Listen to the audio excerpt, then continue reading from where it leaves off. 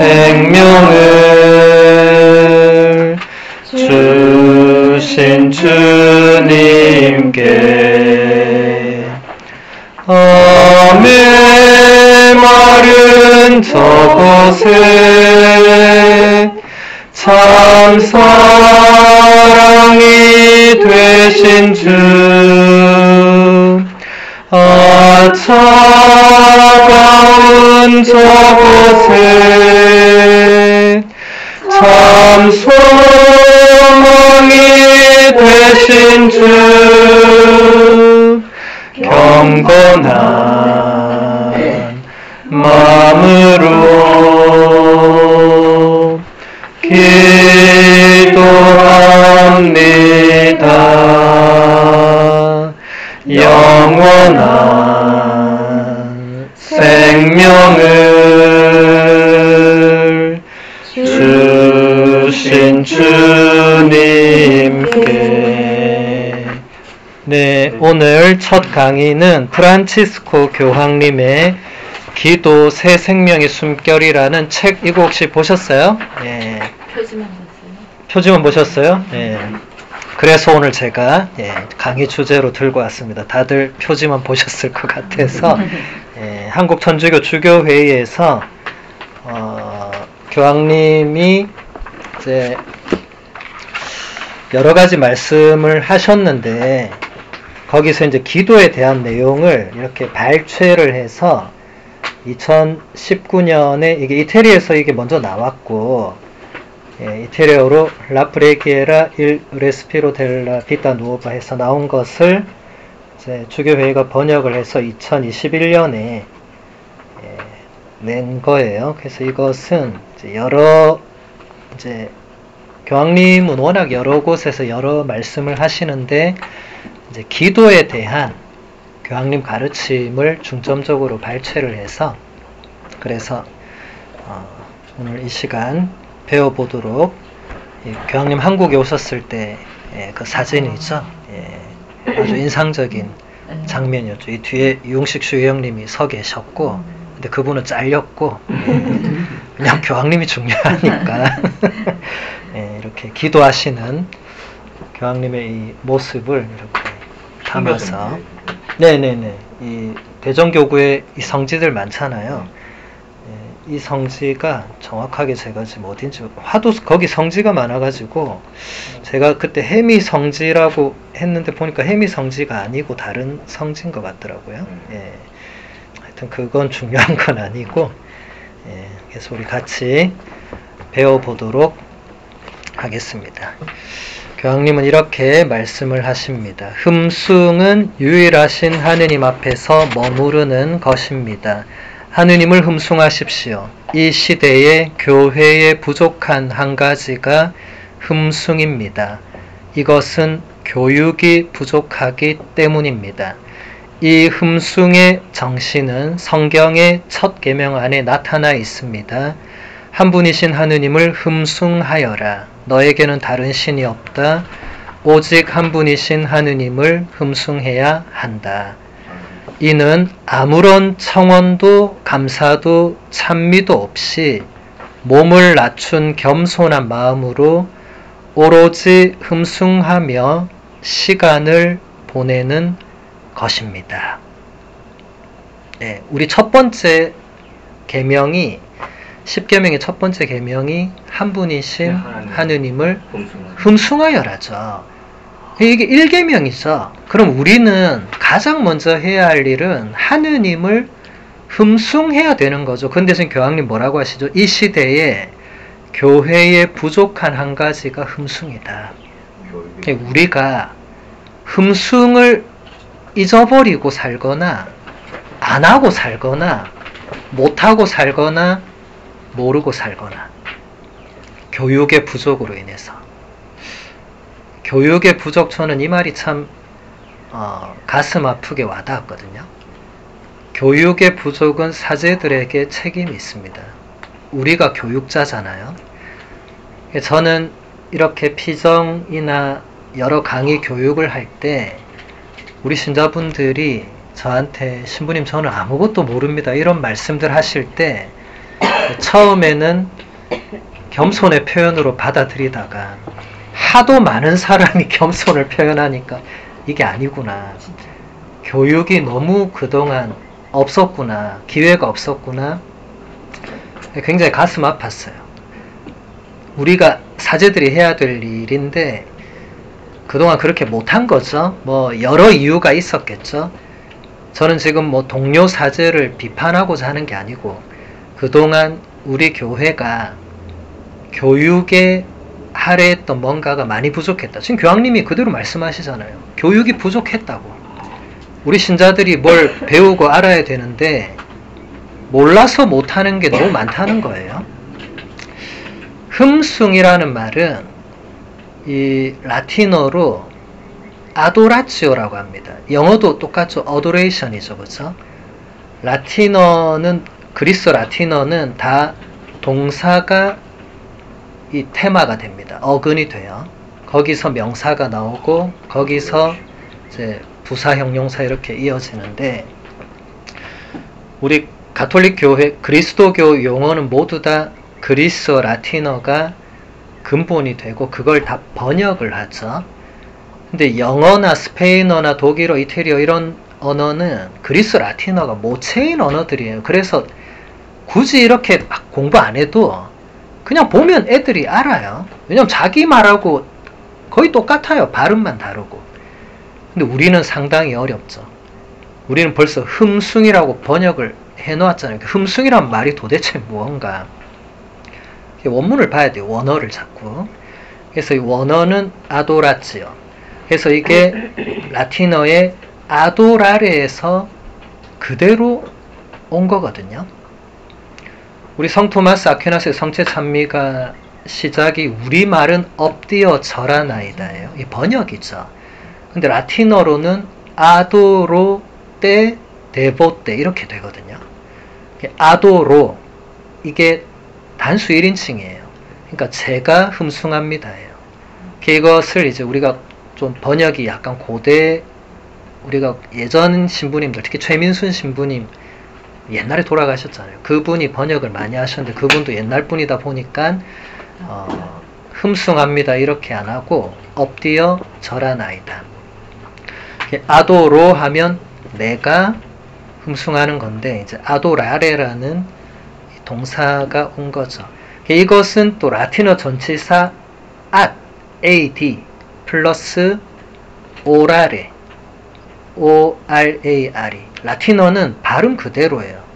아도라레 영어는 막 발음이 희한하게 꼬이는데 라틴어는 뭐 이태리어 독일어 다 마찬가지인데 그냥 있는 그대로 발음하면 돼요.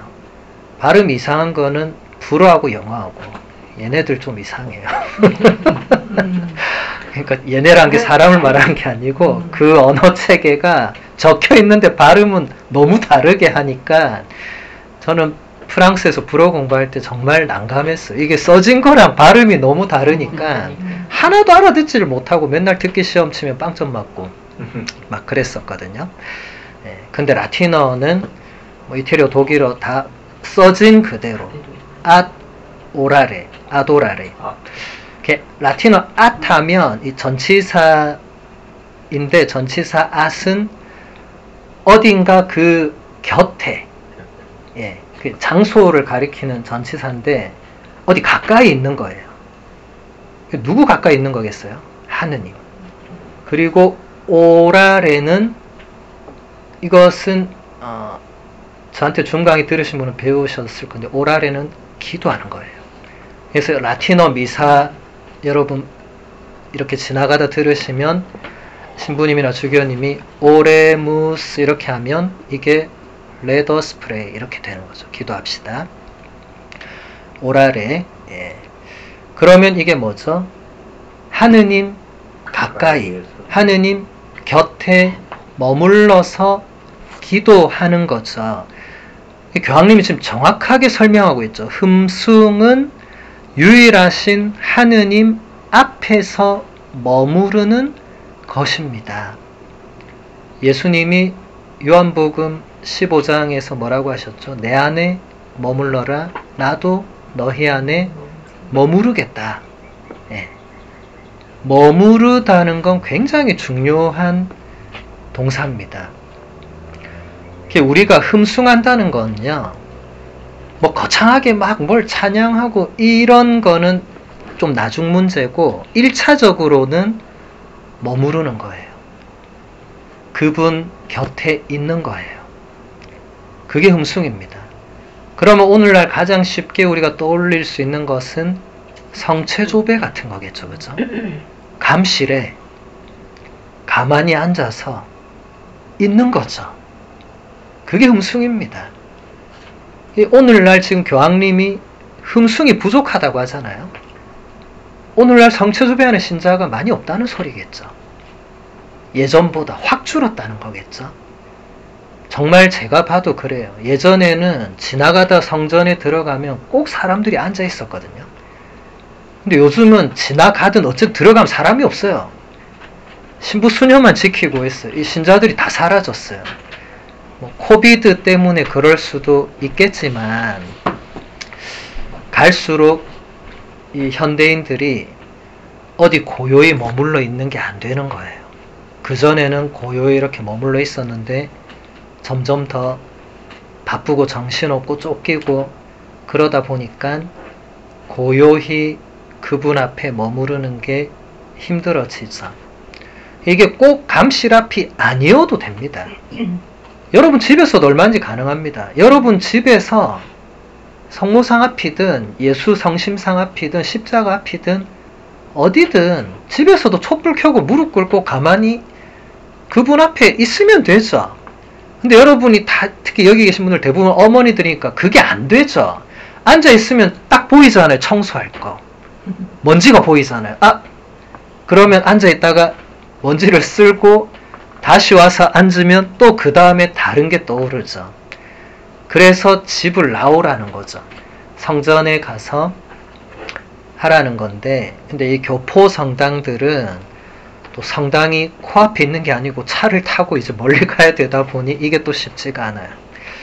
그래서 여러분들이 일단 흠숭은 장소가 중요한 건 아닙니다. 지금 교황님이 장소 얘기는 안 하잖아요. 그분 앞에 머물러 있는 이 시간, 이 자세, 이 마음, 이런 사람들이 오늘날 부족하다는 거죠. 그래서 이것은 교황님이 여기서 설명하는데 아무런 청원도 없고 감사도 없고 찬미도 없고 그저 몸을 낮춘 겸손한 마음으로 오로지 흠숭하며 시간을 보내라.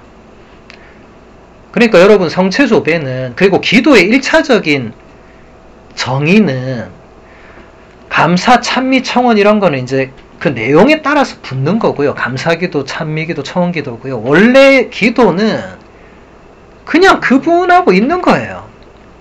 그냥 예수님하고, 그냥 성모님하고, 그냥 하느님하고 그냥 있는 거예요. 그게 머무르다라는 단어로 표현된 거죠.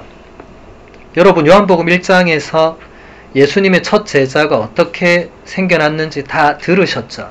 세례자 요한의 제자 두 사람이 있었는데 예수님이 지나가시니까 세례자 요한이 저기 하느님의 어린 양이 지나간다 이렇게 했어요.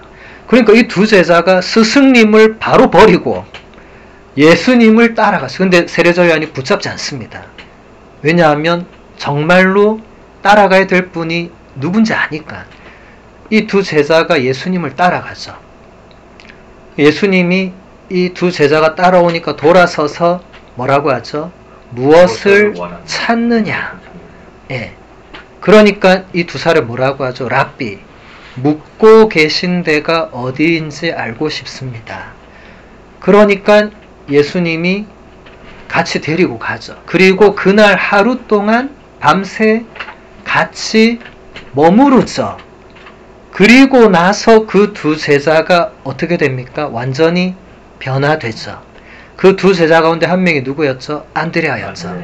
안드레아가 바로 자기 형님한테 달려가, 형이 누구죠? 베드로였죠.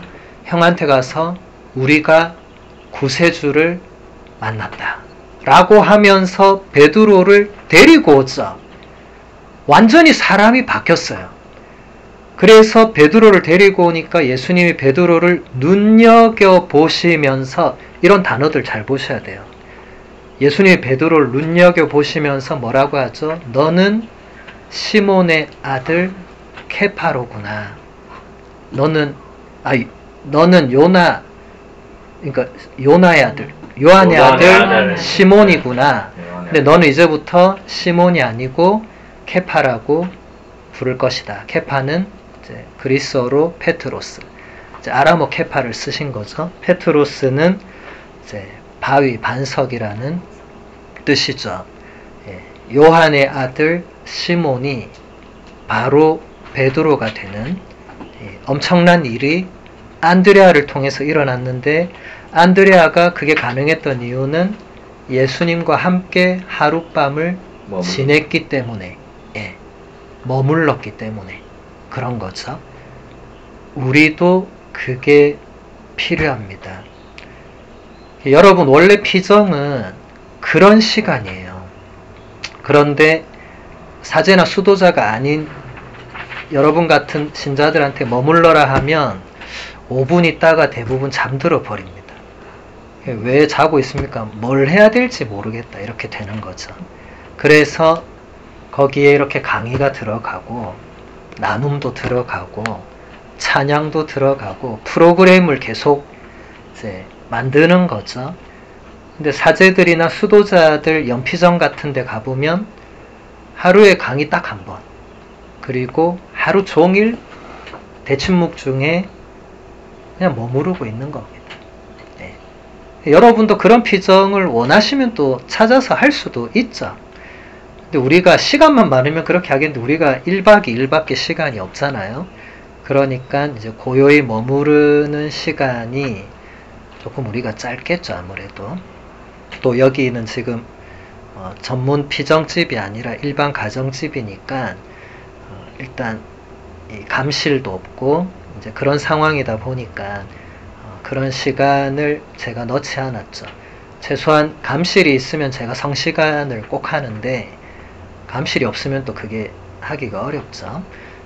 근데 그런 건 얼마든지 여러분들이 다음에 감실 앞에 머무르시면 되니까. 그래서 일단 흠숭은 여러분들이 그분 곁에 머무르는 것이다. 일단 이 개념을 오늘부터 새롭게 여러분들의 앞으로 삶 속에서 우리는 하느님을 흠숭해야 되는 사람들입니다. 그러니까 일단 머물러야 됩니다. 그러면 하느님께 시간을 내드려야 됩니다. 이제 제가 이런 얘기하면 이제 신자들이 표정이 싹 바뀌어요. 왜냐하면 시간을 낼 수가 없는 거예요. 하루가 너무 바쁜 거예요. 하루가 진짜 24시간이 탁탁탁 너무 바쁜 거예요. 근데 그 안에 제가 이렇게 물어보면 드라마 시간 뭐 다 있어요. 그런 시간을 뺄 수가 없는 거예요. 신부님 저한테 이 드라마를 포기하라고 하면 나 죽으란 소리하고 똑같다고. 야, 이게 이렇게 어려운 것이구나. 저는 이제 드라마 이런 걸 안 보니까 시간을 얼마든지 낼 수가 있는데 드라마 보는 분들은 그거를 뺏으려면 이제 태도가 싹 바뀌는 거예요. 그러면 이제 구슬려야죠, 이제. 그러면 하루에 10분만 이런 식으로 어떻게 빼보자. 10분이 어려운 거예요, 10분. 네, 하루 10분을 주님께 뺀다는 게 어려워요. 그래서 여러분들이 하루 24시간 중에 내가 정말 하느님하고 온전히 머무르는 시간이 몇 분이나 되나 한번 계산을 해보세요. 24시간 중에 몇 분이나 되나. 아마 대부분 사람들은 저한테 신부님 진지하게 생각해 보니까 10분도 되지 않는다고 그래요. 10분도 되지 않는. 뭐 많이 하는 것 같은데 나하고 예수님하고 둘만의 고요한 시간이 생각해보니까 별로 없는 거예요. 그 시간을 매일 규칙적으로 낼 수 있는 사람들이 신앙인이어야 되겠죠. 근데 여러분들이 이때까지 이런 교육이나 얘기를 잘 들어본 적이 없는 것 같아요. 제가 그런 얘기하면 다들 금시초문인 것처럼 저를 바라봐요. 이때까지 각본당의 신부님들이 그런 얘기를 안 했느냐? 했어요. 제가 물어보면 다 했어요. 했는데 이제 기억이 나지 않는 거죠. 여러분이 성당 문만 딱 나서면 기억이 나지 않잖아요. 그게 참 신비이긴 한데 어쨌든 여러분들이 앞으로 내가 하루에 5분이라도 꼭 감실 앞이 아니더라도 가장 좋은 거는 이제 감실 앞에 지나가는 길에 감실이 있다면 들러서 잠시라도 머무르는 게 좋지만 그게 안 될 때는 이제 집에서 여러분만의 어떤 시공간을 마련해서 그 누구의 방해를 받지 않으면서 그분하고 고요히 머물러 있는 거예요. 집에서도 얼마든지 가능해요. 얼마든지. 네. 근데 이제 가족이 같이 있으면 또 쉽지는 않겠죠. 왜냐하면 가족이 같이 산다는 거는 이제 어쨌든 같이 있다는 거는 같이 뭘 해야 되는 거니까 그래도 각자 방에 있거나 좀 다른 공간에 있을 때 드라마 보기 전에 5분이라도 잠시라도 예수님 앞에 좀 고요히 머물러 있고 나서 드라마를 본다든지 저는 여러분의 드라마를 뺏고 싶은 마음은 없습니다. 그 대신 시간을 조금만 하느님께 할애하자는 거죠. 그게 흠숭의 최소한의 조건이기 때문에 그렇습니다. 그 다음 계속 본문을 보겠습니다. 교황님 이렇게 말씀하십니다. 기도는 맡겨드리는 것입니다. 하느님 아버지께 교회를 맡겨드리고 사람들을 맡겨드리고 상황들을 맡겨드리는 것입니다. 아버지, 당신께 이것을 맡깁니다. 아버지께서 이것들을 보살펴 주시도록 맡겨드리는 것입니다. 이러한 까닭에 기도는 비오 신부님께서 즐겨 말씀하신 대로 우리가 지닌 최고의 무기, 하느님의 마음을 여는 열쇠입니다. 네, 프란치스코 교황님이 핵심적인 내용들을 정말 쉽게 설명하시죠. 프란치스코 교황님은 타고난 분이셨어요. 이런 부분에서는. 교황님인데 이렇게 쉽게 설명하는 분은 이분이 처음일 거예요. 어쨌든 교황님 되시면 그 자리에서 표현해야 되는 용어가 있는데 프란치스코 교황님은 전혀 그런 것에 구애받지 않으시고 그냥 일반인이 쓰는 언어를 많이 사용하시면서 대중들에게 쉽게 설명을 잘 하셨어요.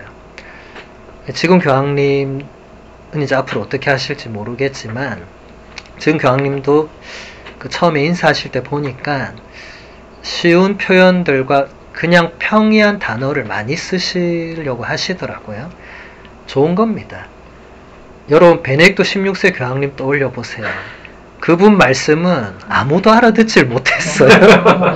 너무너무 좋은데 너무너무 어려우니까 전부 다 추기경님들도 그분 말씀하신 추기경님들끼리 얘기를 했 금방 교황님 뭐라고 하셨어?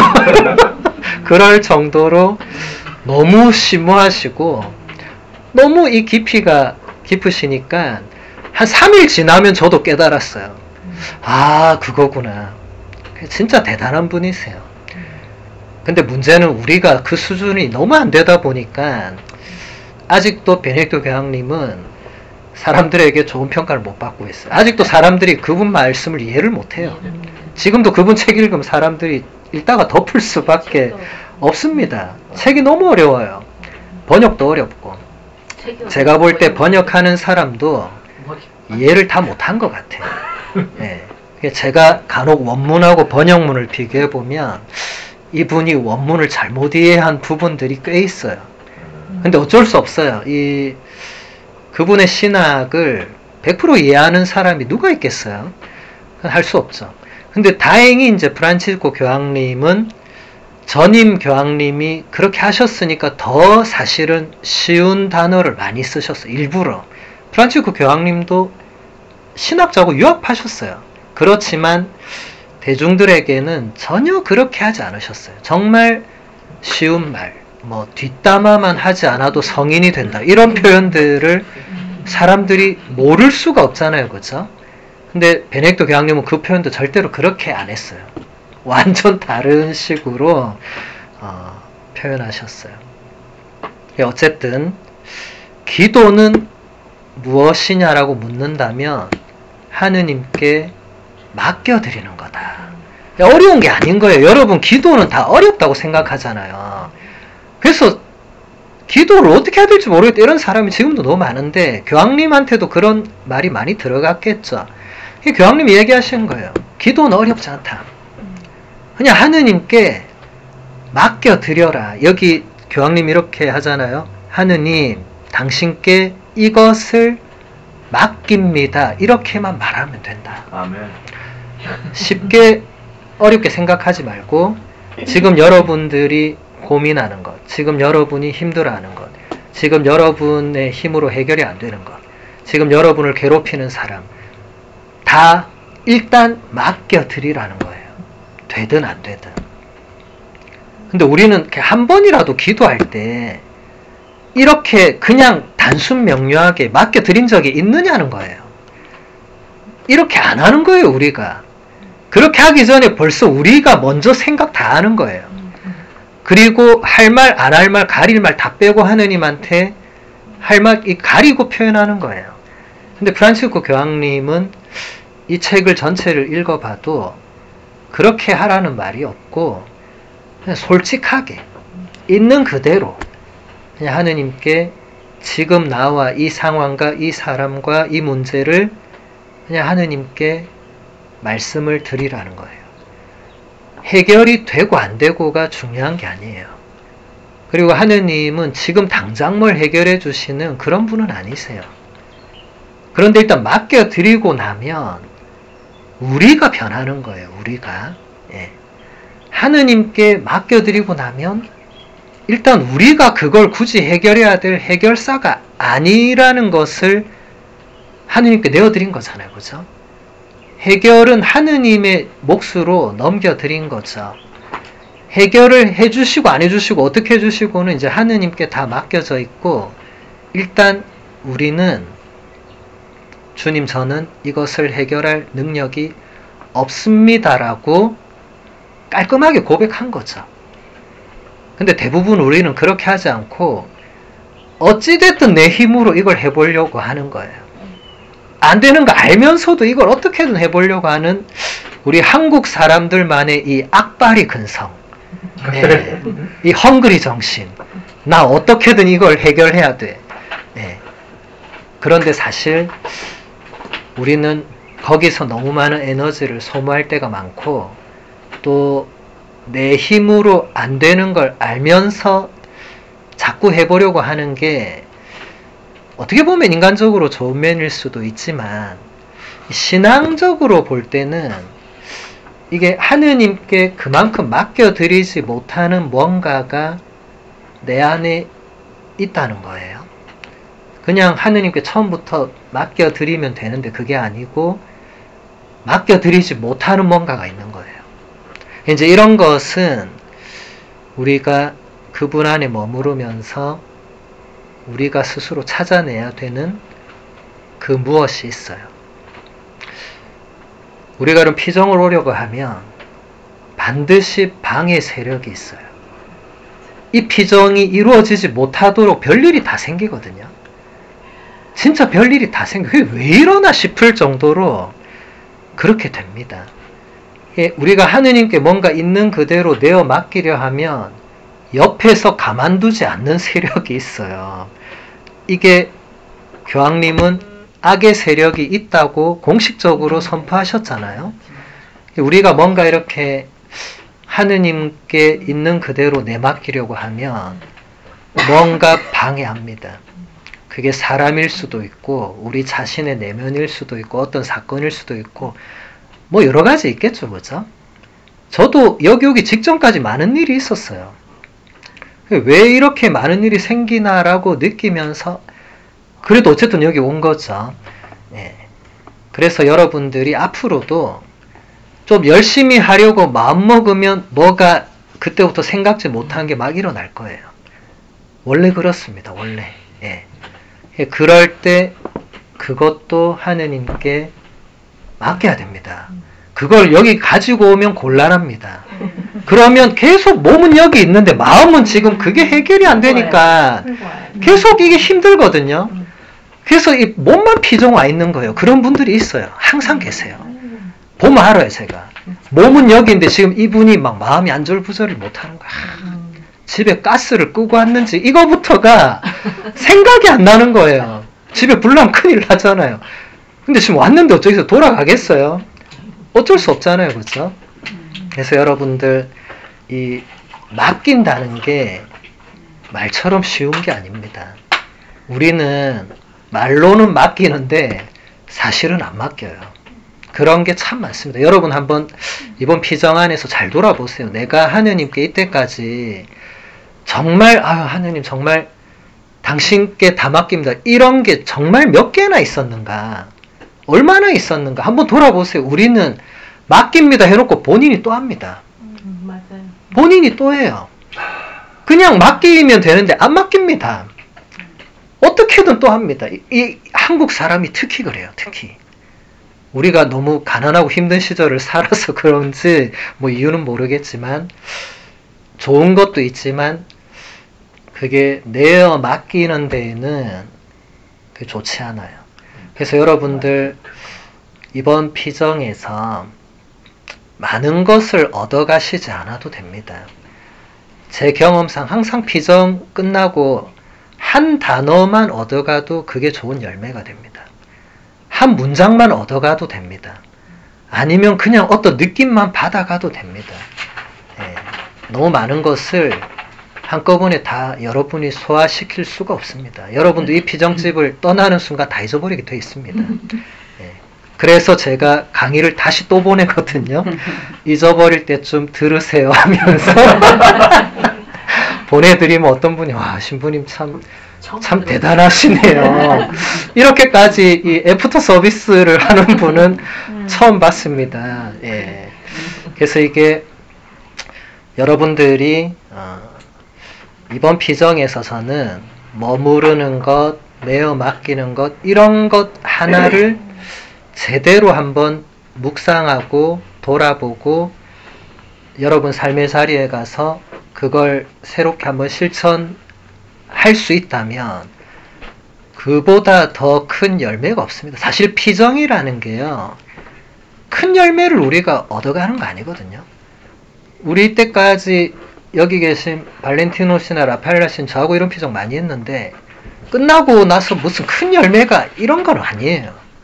근데 그 아주 작은 뭔가가 심어지는 거거든요.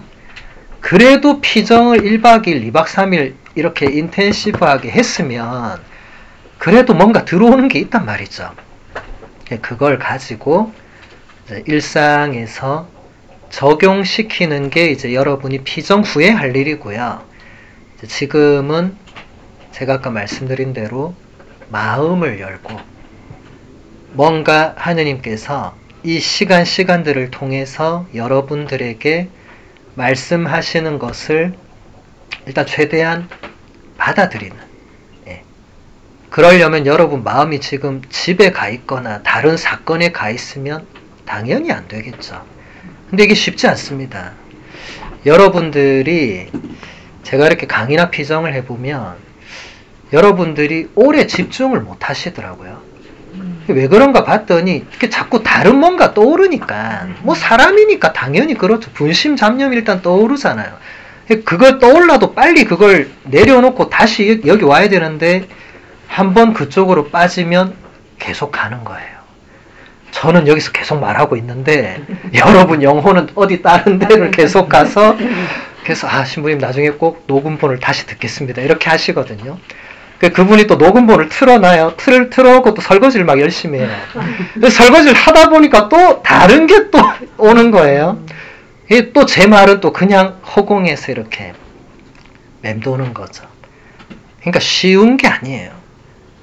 제가 이때까지 이런 피정이나 강의를 얼마나 많이 했는지 모릅니다. 그런데 사람들을 보면 거의 그 자리에 그대로 있는 거예요. 이게 왜 이럴까 하면 들었던 사람들이 신부님 제가 다시 들었는데 또 제가 뭐 이게 다른 생각을 했다든지 이게 100% 이게 소화가 안 되는 거예요. 집중하는 것, 이게 또 여러분들이 지금 공부하는 학생들이 아니니까 다시 공부하는 것, 이 강의 듣는 것 하나 이런 것도 제가 학생으로 로마에서 듣던 거랑 이게 비교가 이게 많이 다른 거예요. 그래서 이게 배운다는 것 자체도 여러분들이 이렇게 정식으로 다 앉아서 배우고 이런 것들을 자주 접하지 않다 보니까 이게 쉬운 게 아니구나. 저는 맨날 혼자도 책 읽고 어디 가서 또 수업도 듣고 그런 사람은 그냥 이게 마음이 그냥 누군가 배우려는 사람이 말할 때 이게 다 오픈 마인드가 바로 되는데 안 그러던 사람이 그 자리에 앉아서 혹은 뭐 서서 혹은 일을 하면서 무슨 강의를 듣는 그런 상황에서는 안 되는 거예요. 그런 걸 안 해본 거예요. 그러니까 내 듣기는 듣는데 이게 들어와서 뭔가 박혀서 다시 나를 변화시킨 이게 안 되는 거예요. 이건 단순히 신부님 저희가 이제 나이가 들어서 기억이 안 나 이 차원은 아닌 것 같아요. 그래서 이게 배우는 사람의 마음 그리고 뭔가를 배운다는 것 자체도 이게 쉬운 게 아니었구나. 늘 배우던 사람이 배우지 안 배우던 사람이 피정 한 번도 안 해본 사람이 어느 날 갑자기 피정을 왔어요. 바로 하루아침에 그냥 훅 들어와서 이게 아닌 거예요. 그래서 이런 시간들이 그동안 많이 부족했다는 거예요. 많이. 교황님도 얘기하잖아요. 교육이 많이 부족했다. 우리 신자분들이 그동안 배울 수 있는 기회가 기껏해야 뭐 있었습니까, 여러분? 예비자 교리. 그 다음에 뭐 있죠? 미사중 강론. 그 다음 뭐 있어요? 대림사순 특강. 그 다음 뭐 있어요? 뭐 성령기도회 가서 특강. 그 다음 뭐 있어요? 이제 뭐 없어요. 이제는 뭐 더 기억나는 강의가 없어요. 지속적인 교육이 없어요. 그러다 보니까 뭐 한 번 듣고 그걸 어떻게 다 기억합니까? 저도 사실 한 번 들은 건 거의 기억을 못 합니다. 다시 봐야 기억이 나지. 그래서 이게 지속적으로 우리는 죽을 때까지 양성되어야 하는 존재들인데 이게 안 되고 있구나. 사제 수도자는 이게 지속적 양성이 되거든요. 왜냐하면 사제 수도자는 기본적으로 월피정, 연피정 1년에 한 번 연수 반드시 가야 되고 무슨 교육 다 받아야 되고 그렇게 다 돼 있어요. 근데 여러분은 가만 보니까 대림특강, 사순특강 그것도 그때 오는 사람만 오고 안 오는 사람은 뭐 뭘 해도 안 오겠지만은 그 외에는 무슨 교육도 없고 교육을 여러분이 막 찾아가야 되는데 이것도 이렇게 체계가 없다 보니까 아무리 좋은 분이 와도 중구난방이에요. 이번엔 이분이 와서 이거 주시고 가고 다음엔 저분이 와서 저거 주시고 가고 이거는 솔직히 좋은 양성 시스템이 아니에요. 좋은 양성 시스템은 기본 바닥부터 딱 차근차근 이렇게 해서 쭉 이렇게 올라가야 돼요. 그래서 제가 지금 줌으로 강의를 이렇게 계속 체계적으로 해오는 것도 그 일환입니다. 그래서 물론 제 줌 강의뿐만 아니고 요즘은 이제 이런 문제의식을 느낀 좋은 강사들은 체계적으로 하시려고 하더라고요. 그냥 일회성으로 특강은 뭐 어쩔 수 없이 해야 되면 하지만 그렇지 않은 경우에는 나름 시스템화를 많이 시키려고 애쓰시더라고요. 왜냐하면 해보니까 안 되는 거예요. 그냥 특강 몇 개에서는 이 신자 양성이 안 돼요. 사실 피정도 마찬가지고 저는 여기서도 제가 월피정을 하고 있어요. 근데 아는 사람이 없어요. 왜냐하면 월피정 장소가 저 매사추세츠주에 있어요. 너무 멀잖아요. 그러니까 먼 곳에 있는 분들한테는 알리지도 못할 뿐만 아니고 그 피정집 장소도 너무 협소해서 12명 이상 받지도 못해요. 그러다 보니까 12명이 벌써 다 차니까 뭐 말할 수도 없는 거죠. 근데 그런 게 만약에 곳곳에 있었다면은 여러분들이 언제든지 월피정을 갈 수 있다면 이건 다른 차원이잖아요. 근데 여러분들, 제가 신자들한테 월피정 합니다 하면 신부님 월피정이 뭐예요? 이러는 거예요. 그러니까 그게 매달 피정이라는 의미란 것도 모르는 분이 많은 거예요. 그게 달월자잖아요. 달월자. 네. 사제 수도자들은 매월 피정을 하거든요. 연피정도 반드시 하고. 근데 여러분은 세례받고 나서 월피정, 연피정 이런 걸 해본 적이 없을 거예요. 그런 기회도 없으셨을 거고. 그러니까 여러분 잘못은 하나도 없습니다. 그동안 기회 제공이 안 됐던 거예요. 그래서 제가 일단 사제니까 그 책임을 크게 느낀 거예요. 그래서 제가 앞으로 한국에 가면 그런 걸 할 건데, 그럼 여기 계신 여러분들은 어떻게 하느냐? 이제 온라인을 최대한 활용해야 되겠죠. 제가 온라인으로라도 계속 지속적인 교육이 이루어질 수 있도록. 그래서 제가 한국을 가도 이 줌 강의는 계속 할 겁니다. 여기 시간에 그것도 맞춰서. 왜냐하면 지금 들어오는 분들이 80%가 여기 시간대 분들이에요. 아니면 북미주에 계신 분들. 한국은 한 20% 정도. 그러니까 일단 여기에 맞게 계속 할 수밖에 없죠. 어쨌든 여러분들이 앞으로는 좀 체계적으로, 좀 지속적으로 양성이 돼야 돼요. 그래서 여러분들이 요즘 좋은 강사들이나 좋은 영적 지도자들이 많으세요. 유튜브에도 많이 계시고 오프라인에도 많이 계세요. 제가 볼 때 아주 요즘 좋은 분들이 많아요. 그런데 여러분이 쇼핑하듯이 이분 같다 요분 같다 이런 건 좋지 않아요. 그냥 한 분이 좋으면 그분의 강의나 교육을 지속적으로 따라가는 게 좋아요. 일단 예. 책도 마찬가지입니다. 이 책 읽고 저 책 읽고 보다는 한 분의 책을 한번 쭉 그대로 따라가시는 게 제대로 배우는 데는 도움이 됩니다. 예를 들어 우리나라에서는 송복모 신부님 같은 분이 가장 좋은 책을 많이 내시죠. 그럼 송복모 신부님 책을 한번 가장 옛날에 나온 것부터 그냥 쭉 이렇게 읽어보는 거예요. 아까 라팔레스도 그랬잖아요. 제가 처음에 줌 강의할 때 하나도 못 알아듣고, 두 번째 강의할 때 하나도 못 알아듣고, 근데 세 번째부터 조금씩 이게 들려오면서 이렇다고 했잖아요. 송복모 신부님 책도 마찬가지일 거예요. 처음 읽으면 아마 하나도 이해가 안 되실 거예요. 근데 그 다음에 두 번째 책 읽으면 또 하나도 이해가 안 되실 거예요. 근데 세 번째로 책 읽으면 이게 같은 분이기 때문에 같은 내용이 분명히 어딘가 있거든요. 그러면 이게 세 번째쯤 되면 사람이 이거 나 어디서 아까 예전에 어디서 봤는데 이제 이렇게 되는 거죠. 제가 로마에서 공부할 때도 그랬습니다. 저도 로마에서 처음 한 1, 2년은 학교를 몸은 오갔어요. 근데 제가 이태리어도 잘 못했고 그러다 보니까 하나도 못 알아들었어요. 근데 3년쯤 되니까 어느 날부터 알아듣겠더라고요. 너무 신비롭더라고요. 그래서 제가 그날 밤에 정말 기도도 했어요. 주님, 드디어 제 기도를 들어주셨군요. 제가 이제 이게 뭐가 들린단 말이죠. 근데 그게 가만 생각해 보니까 그날 주님이 특별히 은총을 주신 게 아니고 제가 2년 내내 가서 들은 게 있었단 말이죠. 2년 내내. 그래서 여러분도 양성이라는 게 하루아침에 되는 게 아니에요. 우리말에도 서당께 몇 년의 풍어를 읊어요? 3년에 풍어를 읊는다고 하잖아요.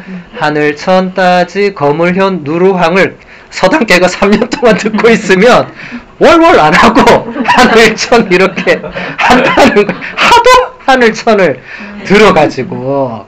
근데 저는 그게 딱 맞다고 생각해요. 3년쯤 되면 그때서야 알아먹히더라고요. 그게 정말 중요한 거예요. 그래서 여러분 1, 2년 하고 포기하지 마시고 뭐든지 3년, 기본 3년이 필요하더라고요. 기본 3년.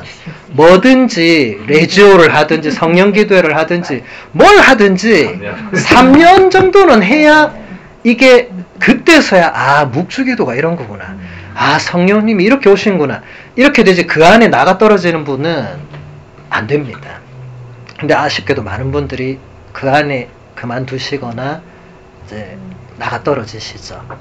그래서 여러분 양성 과정은 죽을 때까지거든요. 이것을 기억하시면 좋겠습니다. 신부님 제가 언제까지 배워야 됩니까? 저는 항상 대답합니다. 죽을 때까지. 죽기 직전까지. 저는 죽기 직전에도 책을 읽다 죽고 싶은 게 저의 꿈입니다. 마지막까지 하느님에 대해서 알다가 가고 싶은 거예요. 그분 만났을 때 제가 너무 몰라보던 그분을 그렇게 저는 그렇게는 그분을 만나기는 어려울 거라고 생각하거든요. 우리가 아무리 하느님에 대해서 공부를 하고 책을 읽어도 장님이 코끼리 다리 만지는 격밖에 안 될 건데 저는 이왕이면은 그래도 장님인 제가 코끼리 다리 4개는 다 만져보고 코도 좀 만져보고 그렇게 가고 싶지. 다리 한번 만져봤다고 해서 아 이게 코끼리구나 그렇겠지 하고 하늘나라 갔다가 그게 아니면 어떡하죠? 저는 그게 늘 두려운 사람이에요. 이렇게 매일 공부를 해도 매일 공부를 하면 할수록 제가 알던 코끼리가 그 정도 수준이 아니란 걸 제가 느끼기 때문에 공부를 안 할 수가 없습니다. 여러분도 마찬가지예요. 제가 이런 얘기하면 많은 분들이 신부님은 유학 갔다 오셨고 신부님이시니까 그렇잖아요. 이렇게 단서를 딱 달아버리더라고요. 여러분 그런 자세는 매우 좋지 않습니다. 제가 그렇다고 해서 그런 말을 하는 게 아니에요. 제가 유학 갔다 왔다고 해서 죽을 때까지 공부해야 되는 거 아니에요. 아무도 저에게 유학이 끝났는데 이제 계속 공부해라고 할 수가 없죠. 이제 제 맘이죠. 하고 안 하고는 이제 제 맘입니다. 제 맘입니다. 유학 때야 주교님께서 시키신 게 있으니까 했지만 이제 다 마치고 왔으니까 이제는 저도 안 해도 그만입니다. 누가 뭐라고 하겠어요. 근데 저는 매일 공부합니다. 왜냐하면 장님 코끼리 이걸 여러분도 한번 생각해 보세요. 여러분이 알고 있는 하느님은 어느 정도인가? 우리가 다 장님이 코끼리 만진다고 생각할 때 내가 만져본 코끼리 부위는 어느 정도인가? 만져본 만큼 상상할 수밖에 없잖아요. 그 상상의 하느님이 우리가 알고 있는 하느님의 전부잖아요. 근데 하느님은 그보다 훨씬 더 초월적인 분이시겠죠. 그래서 여러분 공부하셔야 됩니다. 아멘. 이런 강의들 계속 들으셔야 되고 이런 책들 읽으셔야 되고 이해는 안 되죠. 이해는 안 되지만 책 다 읽었을 때 한 문장만 여러분이 가져가면 됩니다. 여러분 책 읽을 때 그냥 눈으로 읽지 마세요. 깨끗하게 읽지 마시고 펼쳐서 줄을 치고 별표도 치고 형광펜도 치고 여러분 중고등학교 소녀 시절에 잘 하셨잖아요. 그렇게 해서 그걸 수첩에 옮겨 적고 그 수첩을 소중히 간직하시고 했잖아요. 왜 요새 안 하는 거죠? 이제 너무 나이가 들어서 못 하는 거예요? 그건 아니잖아요. 그죠? 하면 되는데 언젠가부터 그런 거 다 놓다 보니까 이제는 안 하는 건데 하실 수 있습니다. 강의도 좋은 강의도 듣다 보면요. 하나는 들어옵니다. 다 기억 안 하셔도 됩니다. 그 하나 가지고 씨름하면 되죠. 강의하는 분들이 저를 비롯한 많은 강사들이 듣는 여러분에게 얼마나 뭘 바라겠어요. 얼마나 바라겠어요. 제가 로마 있을 때 그 교수님이 그러더라고요. 나는 너희에게 아무것도 바라지 않는다. 그냥 와서 앉아 있는 것만으로 대견하다 이러셨거든요. 그래서 저를 가리켰어요. 특히 바트리치오 너희가 참 대단하다. 너 인테리어도 제일 못하는데 항상 맨 앞자리에 앉아서 나를 이렇게 바라보고 있으니까 너는 참 훌륭하다. 제가 그때 그 교수님께 우리 서당계 3년의 풍화를 얻는다고 그 얘기를 했거든요. 근데 교수님이 되게 놀라셨어요. 그런 격언이 한국에 있는 줄 몰랐는데 정말 훌륭한 말이라고. 그리고 그게 우리에게 필요하다. 최소한의 그런 시간 여러분이 그걸 알아듣기 위한 여러분만의 또 그런 나름의 씨름 과정, 이런 게 필요해요. 여러분, 하느님 말씀도 처음 듣거나 읽었을 때는 하나도 이해 안 되죠. 너무 당연한 거 아닙니까? 2000년 전, 3000년 전에 그리스어로 쓰인, 히브리어로 쓰인 걸 어떻게 우리가 한 번만에 깨치겠어요? 당연히 안 되죠. 그런데 계속 그냥 곱씹다 보면, 혹은 그게 뭘까 하고 생각하다 보면 어느 날 깨닫게 되죠. 아, 그 말씀이 이런 뜻이었구나. 그걸 우리가 체득이라고 하잖아요. 그죠? 그래서 여러분 이렇게 하느님 말씀이나 교부들의 작품이나 교황님 말씀이나 이런 강의나 이런 것은 머리로만 깨달을 수 없습니다. 제가 베네딕토 교황님 책을 여러 번 읽고 제가 왜 그걸 이해를 못했을까 생각해 보니까 그 깊이를 제가 그 정도로 공부하지 않는 이상은 도저히 안 되는데, 근데 그걸 제가 살아가다가 어느 날 문득 깨닫고 이런 게 많았거든요. 아, 그때 베네딕토 교황님 말씀하신 게 이거였구나. 이게 우리는 다른 루트도 있더라니까요. 모두가 학자일 필요가 없습니다. 여러분, 성인 성녀 중에 학자는 극소수입니다.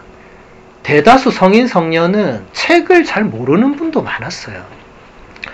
근데 어떻게 성인 성녀가 됐습니까? 삶으로 깨달은 거예요. 근데 그렇게 본인이 행동하다 보면요, 들었던 뭔가가 떠올라요. 여러분, 아빌라 데레사 자서전 이런 거 읽어보세요. 그러면 데레사 성녀가 이렇게 표현을 해요. 내가 뭘 하다 보니까 아, 그때 들었던 성경 말씀이 이거였구나 라고 깨달았습니다. 참 제가 그렇게 무지하고 몰랐는데 하느님의 은총으로 그걸 깨달았습니다. 그런 표현을 많이 하시거든요. 겸손된 게 아니고 성녀도 잘 몰랐던 거예요. 여러분, 그 시대에 그 중세 때 뭐 우리같이 이렇게 책이 뭐 많았겠어요? 그 뭐 읽을 시간 많았겠어요? 그러니까 성녀도 그 옛날에 어디서 들었던 것 같은데 이런 것들이 있었던 거죠. 그게 열심히 청소하다가, 열심히 설거지하다가, 열심히 혼자서 묵주기도 하다가 딱 어느 날 온 거죠. 그래서 여러분들도 이런 시간 이후에 여러분 안에 아무것도 남는 게 없다고 해서 여러분 자신에게 절대로 실망할 필요가 없습니다. 전 로마에서 3년 가까이 아무것도 이해하지 못했습니다. 근데 전 지금 생각해보면 제가 학교를 간 게 저도 대단한 것 같아요. 아무것도 모르는데 또 학교를 간 거예요. 근데 그게 지금의 저를 있게 한 거예요. 그 3년이 없었으면 지금의 저도 없습니다. 그렇지 않겠어요? 그 3년이 없이 어떻게 제가 지금 여러분에게 강의를 합니까? 그때 제가 여러분처럼 그냥 가만히 하나도 못 알아들었지만 집에 가서 교수님 강의를 수없이 반복해서 밤새 틀어놨거든요. 저는 자면서도 들으려고. 그래도 못 알아들었어요. 그런데 그게 24시간 제 귀에서 이 교수님 말이 막 흘러나오다 보니까 어느 날 그 단어가 저한테 딱 꽂히는 거예요. 아, 그 단어가 이런 말이구나. 그걸 제가 요즘 여러분에게 한국말로 풀어서 설명하는 거예요. 저는 그때 이태리어로 너무 어렵게 들었지만 깨닫고 보니까 교수님들이 어렵게 말한 게 아니었던 거예요. 제가 너무 몰랐던 거고, 사실 저도 그때는 여러분처럼 학생의 자세가 아니었던 거예요. 제가 로마 유학 가기 전에 3년 동안 본당 보좌 신부를 했었거든요. 어쨌든 본당에 신부로 있었잖아요. 그러니까 제가 학생이 아니었잖아요. 아닌 사람으로 3년 살다가 학생으로 책가방 메고 앉아있으려니까 사람이 미치는 거예요. 이게 들어오지가 않는 거예요. 빨리 수업 끝나고 가서 좀 놀고 싶고 그냥 술이나 마시고 싶고, 제가 3년을 그렇게 살았던 거예요. 근데 3년이 지나고 나니까 그냥 앉아있는 거예요. 물론 이태리어니까 제가 다는 이해는 못해도 한두 문장이 이해가 되면 그걸로 충분하고 나머지는 이제 녹음해온 걸 가지고 하루 종일 틀어놓거든요. 하루 종일 틀어놓으면 라파엘라 씨가 아까 얘기했잖아요. 제 녹음본을 하루 종일 틀어놓는다고 하잖아요. 그럼 뭐가 들려오는 거예요. 아무리 설거지, 청소, 운전, 딴 거 하고 있어도 이게 계속 반복해서 들으면 이게 뭐가 들려오는 거예요. 왜냐하면 제가 무슨 하늘에서 없던 얘기 하는 게 아니거든요. 다 있는 거 가지고 제가 다시 얘기를 하기 때문에, 그래서 여러분들, 제가 오늘 이런 얘기 하는 것은 누구나 학생이 되어야 됩니다. 예수님이 뭐라고 했습니까? 너희의 스승은 한 분밖에 없다고 했잖아요. 이게 무슨 말이에요? 나머지는 교황님을 비롯한 모든 나머지 사람들은 스승이 아니다. 저도 여러분들에게 이렇게 뭔가 얘기는 하지만 가르치면서 배운다는 말이 있어요. 저는 강의하다 제가 중간에 뭘 또 느껴요. 아, 이게 이 말이었구나. 제가 이것까지 미처 준비를 안 해왔는데 중간에 성령께서 이렇게 저한테도 알려주시는 거예요. 너도 이거 사실 몰랐잖아. 이러면서 뭐 제가 어떻게 다 알겠습니까? 저도 모르는 거 많습니다. 근데 말하다가 저도 성령께서 이끄시는구나 이런 걸 느낄 때가 있거든요. 그래서 여러분 너무 여러분 자신에게 실망하지 말고 우리는 학생이다. 죽을 때까지 뭔가를 배워야 된다. 그리고 신자는 마지막까지 양성되어야 된다. 이런 마음가짐이 여러분 안에 있다면 여러분들이 오늘부터 드라마 보는 시간을 줄일 수 있습니다. 그 시간에 다른 분 강의 들을 수 있어요. 아니면 틀어놓을 수도 있고 요즘 좋은 강의들이 많습니다. 그래서 이 강의 저 강의 쇼핑보다는 나는 오늘 한 강사를 섭렵하겠다. 이렇게 하시는 게 조금 더 유익합니다. 그렇게 해서 여러분들이 근데 모든 강의를 그렇게 할 수는 없겠지만 어쨌든 중요한 것은 배우려는 마음, 열린 마음 이런 것들을 우리가 키워나가는 것이 중요하다 라는 말씀을 드립니다. 그래서 여기 마지막 한 부분 보면 비오 신부님은 누구를 말하는 거겠죠? 오상의 빠드레 비오. 여러분 잘 아시죠? 그죠? 비오 신부님, 교황님이 많이 인용하세요. 비오 신부님이 즐겨 말씀하신 대로 우리가 지닌 최고의 무기, 하느님의 마음을 여는 열쇠는 바로 아버지 당신께 이것을 맡깁니다. 하느님 마음을 여는 열쇠다. 여러분 앞으로 기도할 때 꼭 이 문장을 가지고 그냥 이 문장만으로 기도하셔도 훌륭한 기도고 하느님 마음을 여는 열쇠가 된다는 것입니다. 오늘 강의는 여기서 마무리하고 이제 여러분이 강의 들으시면서 느끼신